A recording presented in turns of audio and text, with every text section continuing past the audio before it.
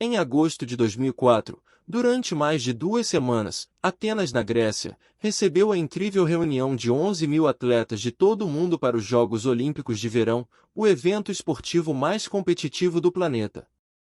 Esses Jogos Olímpicos custaram mais de 9 bilhões de euros para a Grécia, mas foram um sucesso tremendo. Jacques Rouge, na época presidente do Comitê Olímpico Internacional, descreveu Atenas 2004 como Jogos dos Sonhos Inesquecíveis.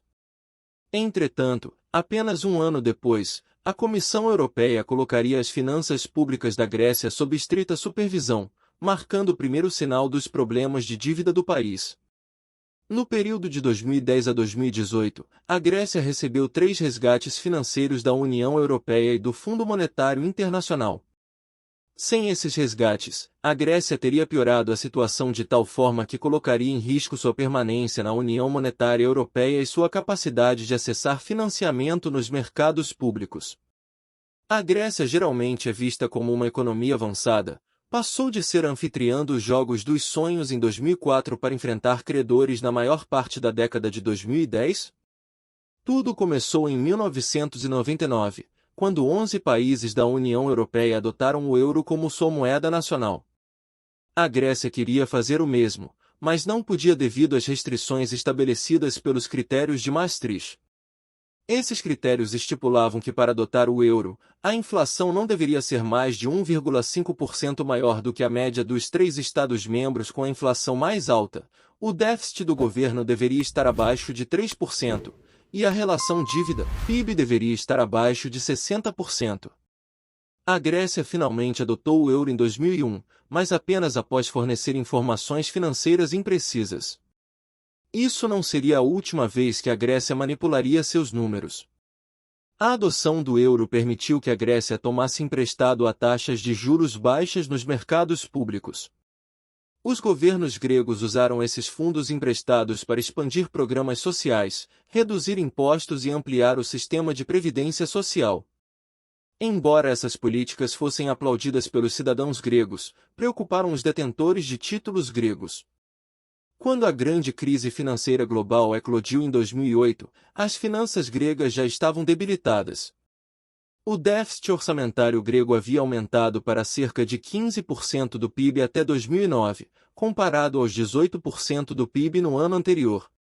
Para comparação, na França estava abaixo de 6% do PIB e o da Alemanha estava próximo de apenas 1% em 2009. Muitos analistas apontam 2009 como o ponto de partida da crise da dívida grega. Um governo recém-eleito revelou que seus antecessores haviam subnotificado o verdadeiro déficit orçamentário, o que temporariamente excluiu a Grécia dos mercados de capital. Em 2010, a União Europeia e o FMI concordaram em resgatar a Grécia. O FMI concedeu à Grécia 110 bilhões de euros nos próximos 3 anos, enquanto a União Europeia forneceu 80 bilhões de euros em troca de reformas de austeridade para colocar as finanças públicas sob controle. Essas reformas não foram populares entre os cidadãos gregos. Entre 2008 e 2018, o PIB da Grécia encolheu cerca de 25%. Em 2013, mais de um quarto da força de trabalho estava desempregada. E para você que quer trabalhar pela internet ou fazer uma renda extra, deixei um link fixado no primeiro comentário, para você começar ainda hoje a fazer o seu salário totalmente online. Em agosto de 2018, a Grécia recebeu o último pagamento de seu terceiro programa de resgate. Autoridades da União Europeia marcaram o dia como uma virada para a Grécia, o fim de uma crise que assolou a nação mediterrânea por quase uma década. 5 anos depois, os economistas ainda estão tentando entender as causas fundamentais da crise da dívida grega. Quando a Grécia adotou o euro em 2001, todas as suas dívidas, que haviam sido denominadas em dracmas, foram convertidas para euros. Isso impediu que a Grécia usasse seu banco central para imprimir euros e ajudar a pagar suas dívidas. Embora a impressão excessiva de dinheiro possa levar à alta inflação, a Grécia poderia ter evitado as altas taxas de juros que enfrentou durante a crise. As únicas opções da Grécia para pagar suas dívidas eram a emissão de títulos e o aumento de impostos. Quando a recessão de 2008 se espalhou pelo mundo, muitos cidadãos gregos ficaram desempregados, reduzindo a base tributária do país. Sem alternativas para pagar suas dívidas, a Grécia aceitou os resgates ou enfrentaria um default.